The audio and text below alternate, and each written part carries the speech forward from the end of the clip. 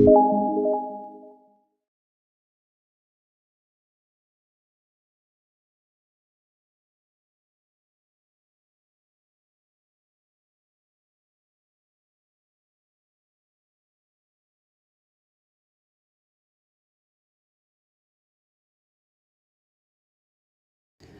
عليكم البنات. اليوم ان شاء الله نتقاسم معكم هاد الميني بسيطلات كيجيو رائعين في المنظر ديالهم كيف ما كتلاحظوا معايا.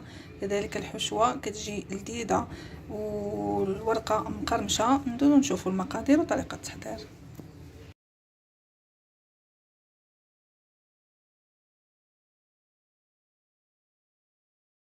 اول حاجه غنبدا بها هي تحضير الشرموله اللي غنمارنيو بها العناصر كاملين ديال البسيطلات ديال الحوت ديالنا. اول حاجه ناخذ المقيله نوضعها فوق النار اللي تكون هكا من مهيله حتى متوسطه، وندير هكا واحد الزلافه اللي تكون هكا صغيره مخلطه ما بين القزبر ومعدنوس. تقدروا تخلطوا هاد الشرموله يعني ماشي على النار، انما غير كنديروها على النار شويه باش العناصر كلها تطلق مع بعضياتها. غنزيد هنا واحد جوج وريقات ديال سيدنا موسى. عندي هنا عصير ديال نص حامضه، وعندي هنا واحد الحامضه متوسطه مصيره مقطعه، نص كاس مخلط ما بين زيت الزيتون وزيت نباتيه. بالنسبه للتوابل عندي معلقه كبيره ديال التحميره، وعندنا معلقه كبيره ديال بسطيله السمك اولا العطريه ديال السمك كتباع عند بائعي مستلزمات الحلويات.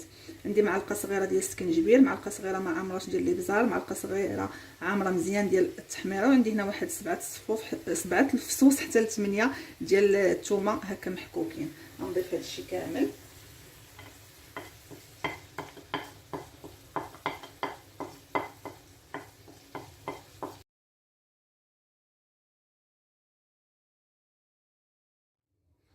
غادي نضيف واحد جوج معالق كبار ديال صلصه الصوجه،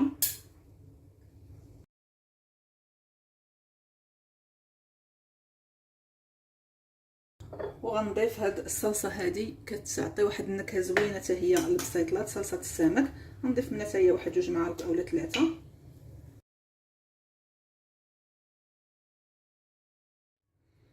واحد معلقه صغيره ديال مركز الطماطم، والهريسه اللي كتبقى على حساب الذوق. نضيف انا هكا واحد هكا جوج معالق.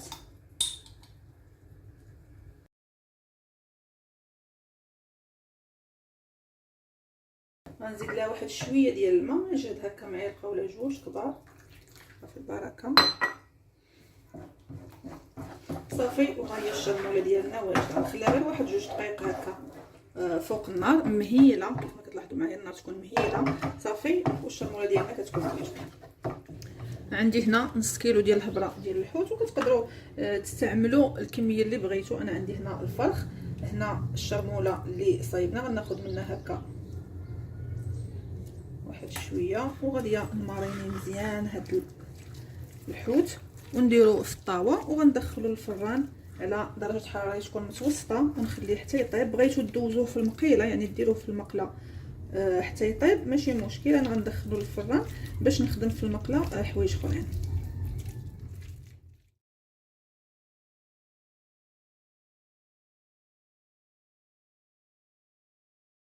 البنات هنا عندي واحد البصله هكا متوسطه شلطتها رقيق، وعندي هنايا في الهاشوا غادي نطحنهم. عندي هنا شويه ديال الزيتون الخضر، وعندي الشامبينيون المعلب، خديت هنا علبه ديال الشامبينيون المعلب، وشويه تقريبا واحد 7 دراهم هكاك ديال الشامبينيون نواغ اللي رقدته في الماء حتى تنفخ هكا، وغسلوه مزيان من التراب. البنات يكون هكا ما بين الورقات ديالو هكا التراب صافي، وغنطحنهم كاملين.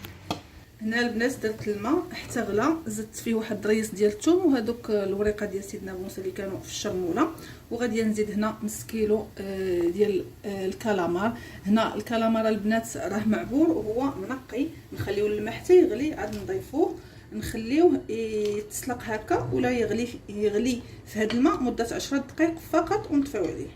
في نفس المقيله اللي درنا فيها الشرموله غنزيد شويه ديال الزيت، واحد طريف هكا ديال الزبده، وغنشحر فيه هذيك البصله اللي قطعت. هاد البصله قطعتها رقيق بالهاشواغ نخلي هاد البصله حتى تنزل. بعد ما البصله هبطات غادي نزيد هذاك الشامبينيون، شامبينيون نوار وشامبينيون معلب والزيتون اللي هاشيت، وغنزيد ليهم شويه ديال الشرموله المعلقه ونصوطي كلشي. بالنسبه للشرموله البنات راه ما زدتش ليها الملح نهائيا، يعني كتصايبوا الشرموله ديالكم وكتذوقوها العناصر كاملين مالحين، ما ديروش الملح من الاول. نتوما شوفوا ديك الساعه ملي تصايبوا الشرموله ديالكم ذوقوها وشوفوا واش هي خاصها الملح ولا لا. دابا غادي نزيد الكروفيت. هنا عندي بالنسبه للكميه عندي 250 غرام هكا معبور وهو منقي، غادي نزيدو ونزيد شويه ديال الشرموله ونجهز النار ونشحرو.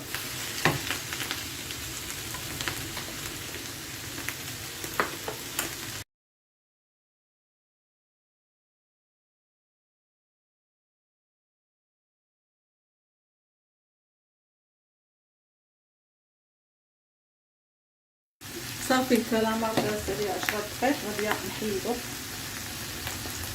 من الماء. وهذا الماء هو اللي غادي نركب فيه الشعريه الثانيه. غنستعمل 3 المربعات ديال شعريه الارز.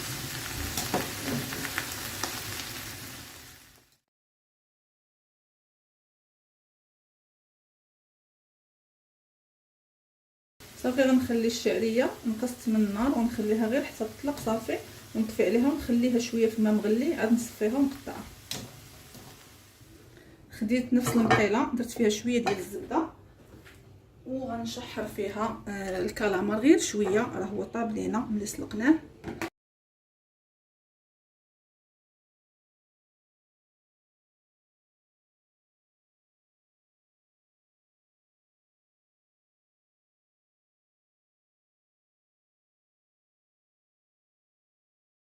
صافي ها هي الشعريه بعد ما صفيتها وقطعتها هكا بالمقص. غادي نضيف ليها الشرموله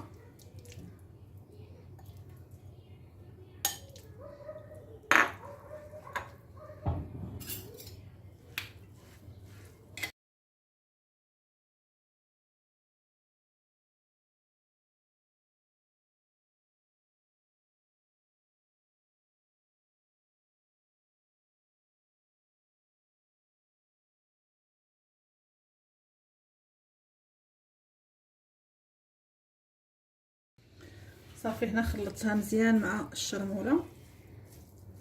غادي نزيد دابا الكروفيت والكالامار مع هذيك البصيله ولي شامبينيون والزيتون، وغنخلط كلشي. الحوت ما نضيفوش دابا حتى نخلط الحشوه كامله باش ما يتفتتش ليا وما يتعجنش وسط الحشوه. زدت شويه ديال الجبن الاحمر مبشور، شويه ديال الموتزاريلا، وغنزيد واحد 2 معالق هكا ديال الجبن الابيض. كيبقى هادشي اختياري، هاد الجبن الابيض زوين كيعطي واحد التعليكه زوينه للحشوه. غادي نخلط كلشي عاد نزيد الفرخ.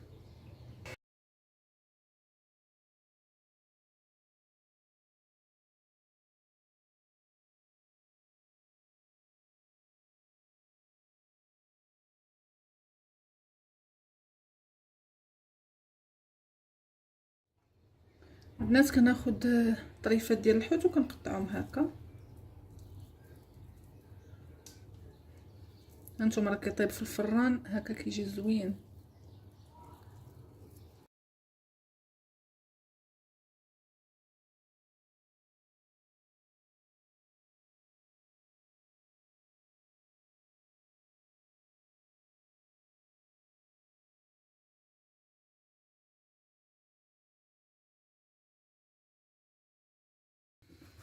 هنا خديت الورقه غادي نقسمها على 4. عندي هنا الورقه الكبيره من الحجم الكبير، نقسمها هكا على 2 ومن بعد عاوتاني نقسمها باش نحصل على 4.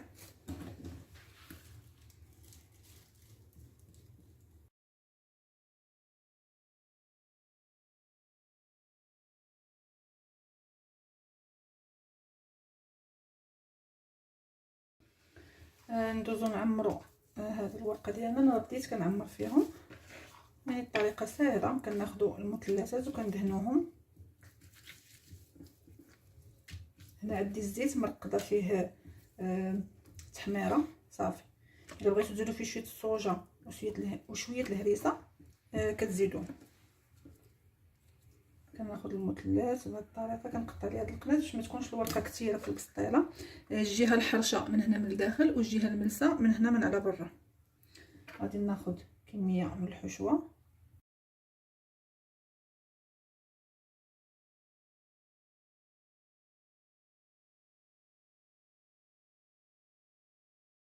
صافي وكنبدا نجمع بهذه الطريقه. كنديروا بحال البلي وكنجرو هكا باش ما يجيوناش هاد القنيتات خارجين بهذا الشكل هذا.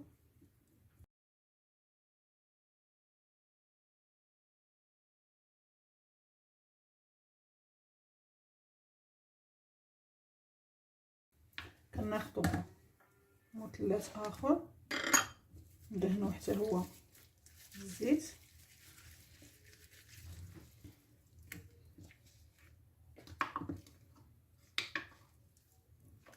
وبنفس الطريقه الجهه الملسه من التحت والجهه الحرشه هي اللي عندنا هنا لداخل.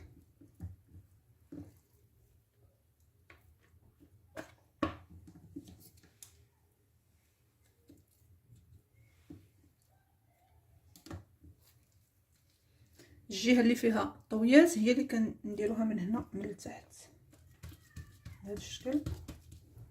ناخذوا بانسو فيه شويه البيض. هنا عندي البيض مخلط مع صوص صوجا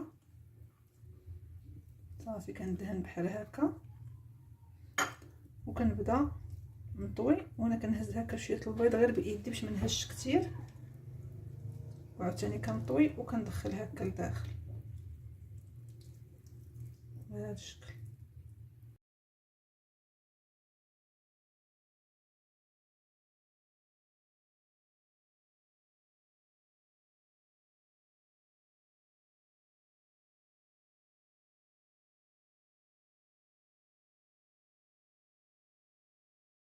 انا استفتهم هنا في هذا البلاطو كيف ما كتلاحظوا باش غندخلهم للمجمد يتجمدوا. ما غاديش نطيبهم دابا، ولا كطيبوا الكميه اللي بغيتو وما تبقى كتخبيوه هكا في المجمد.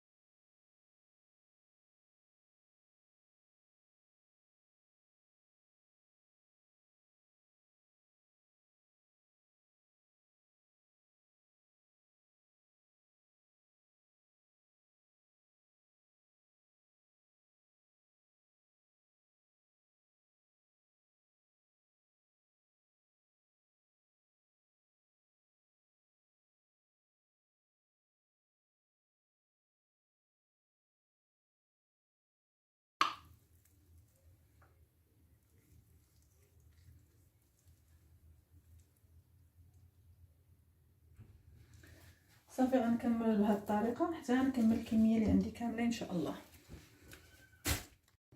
صافي البنات بعد ما ساليتهم انا درتهم في المجمد كيف ما كتلاحظوا، وفرقت ما بين كل طبقه وطبقه هكا بكيس بلاستيكي. دابا غادي ندوز نطيب شي وحدين منهم. غادي ناخذ البسيطلات ونحطهم هكا في الطاوه. الفران ديالي راه كيسخن، نسخنو قبل ما نجبد البسيطلات من المجمد. كيسخن على 180 درجه. ملي غندخلهم غادي نقصوا 170 درجه باش يطيبوا لي البسيطلات على خاطر. غنطيب الكميه اللي بغيت وما تبقى غنديرو في البواطه ونرجعوا للمجمد نحتفظ به حتى الوقت اللي نبغيه. غندهنهم بهذيك الزيت اللي فيها تحميره، ندهنهم كاملين.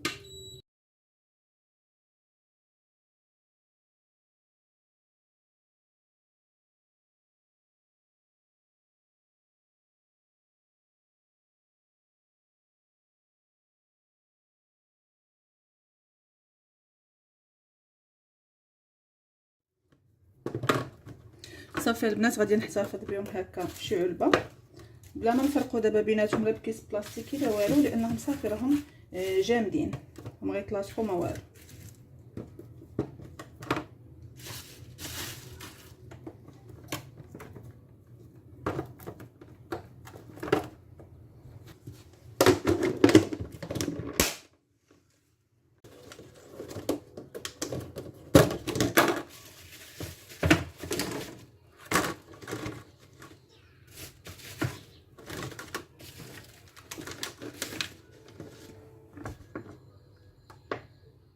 صافي هنا البسيطله ديالنا بعد ما طابوا كيف ما كتلاحظوا هانتوما كنحمروهم هكا من التحت وكنحمروا ليهم الوجه. غادي نزيد ليهم الجبن. انا غنستعمل هنا الجبن الاحمر باش يذوب عليهم، ما حدهم مازالين سخان.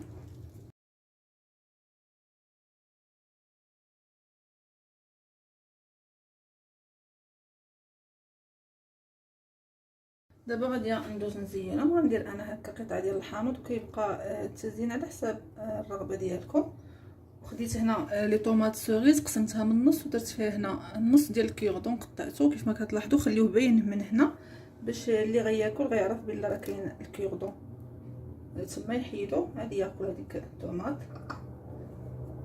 صافي وندير واحد العويد هكا ولا واحد العريش ديال الربيع بهذا الشكل.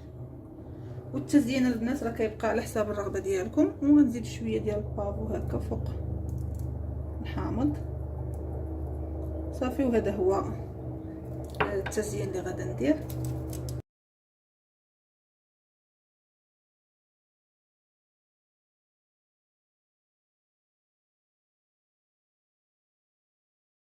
البنات كيكون هذا هو الشكل النهائي. الميني بسيطلات ديالنا كيجيو هكا زوينين في الشكل ديالهم، كذلك المذاق راه كيجيو لذاذ بزاف.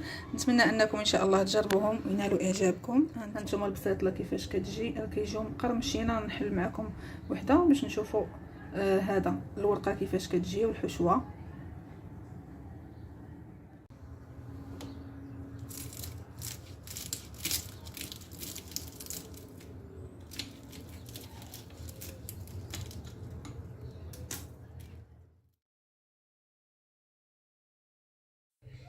نتلاقاو في وصفه جديده ان شاء الله. مع السلامه.